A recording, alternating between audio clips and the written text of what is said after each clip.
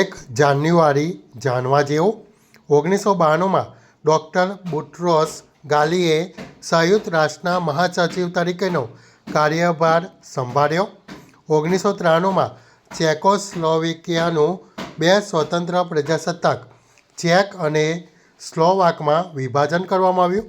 1994માં north Africa free trade agreement NAFTA વ્યાપારી બન્યું.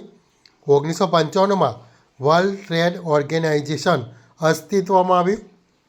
1996માં Singapore એશિયામાં જાપાન પછી બીજો વિકસિત દેશ બન્યો.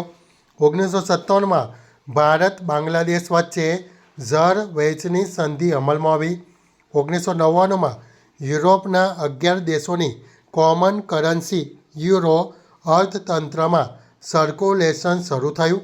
2001માં કલકત્તાનું સત્તાવાર નામ બદલીને કોલકાતા કરવામાં આવ્યું.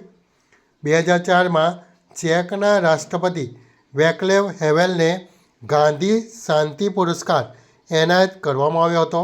2004માં સાર્ક દેશોએ દક્ષિણ એશિયાને મુક્ત વેપાર વિસ્તાર બનાવવા અને સાર્ક આતંકવાદ વિરોધી સંધિને SAFTA સંધિને મંજૂરી આપી હતી. 2006માં સાર્ક દેશો વચ્ચે મુક્ત વેપાર કરાર સાપ્ટા અમલમાં આવ્યો.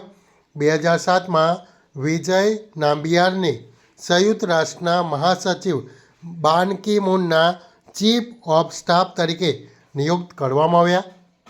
2008માં ઉત્તર પ્રદેશમાં વેલ્યુ એડેડ ટેક્સ વેટ લાગુ કરવામાં આવ્યો હતો.